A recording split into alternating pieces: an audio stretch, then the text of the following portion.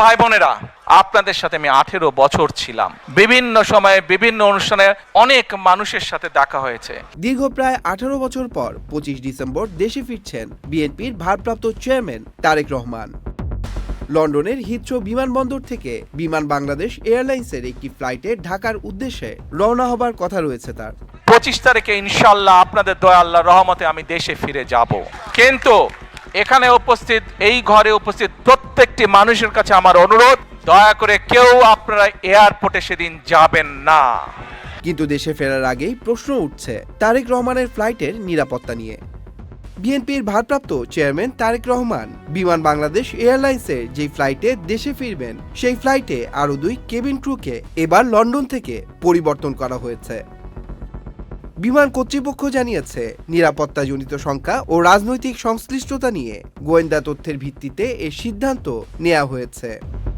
এই 2 FSS এর মধ্যে একজন সুমাইয়া ইসলাম রুমকির নিরাপত্তা ছাড়পত্র নেই, আরেকজন আশরাফুল হাসান আশরাফুলের পতিত সরকারের সাথে রাজনৈতিক সংশ্লিষ্টতার অভিযোগ পাওয়া গেছে। তাদের পরিবর্তে মঙ্গলবার সকালে ফ্লাইটে নতুন 2 ক্রু জহুরা পিয়াস এবং তাহমিদ আহমেদ জয়কে ম্যানচেস্টারে পাঠানো হয়। রাতে পৌঁছে ম্যানচেস্টার থেকে তারা বাসে লন্ডনে পৌঁছাবেন এবং বুধবার তারেক রহমানের ফ্লাইটের দায়িত্ব পালন করবেন। নিরাপত্তা ছাড়পত্র ছাড়া স্পর্শকাতর এই ফ্লাইটের ক্রুকে কেন লন্ডনে পাঠানো হলো, সেজন্য বিমানের বলাকা অফিসে চলছে তোলপাড়।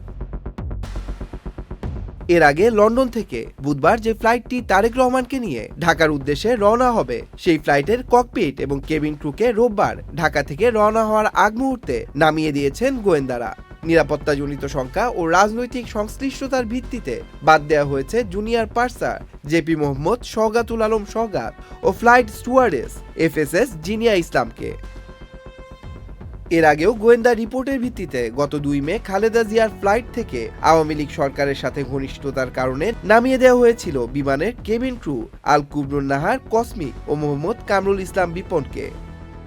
প্রশ্ন উঠেছে, কেন বারবার জিয়া পরিবারের ফ্লাইটেই এমন বিতর্কিত ক্রু দিচ্ছে বিমান? এক ভুল বারবার করে হচ্ছে, নাকি ইচ্ছা করেই ফ্যাসিস্ট সরকারের আমলের ঘনিষ্ঠদের পুনর্বাসনের চেষ্টা করা হচ্ছে? তারেক রহমান দেশে ফেরার আগে এই প্রশ্নের উত্তর খুঁজতে হবে।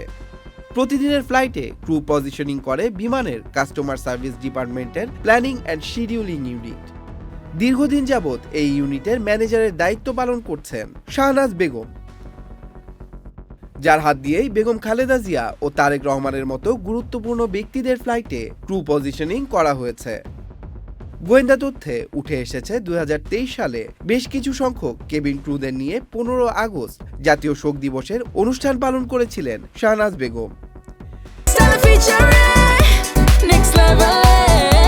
Well done, side by side, free.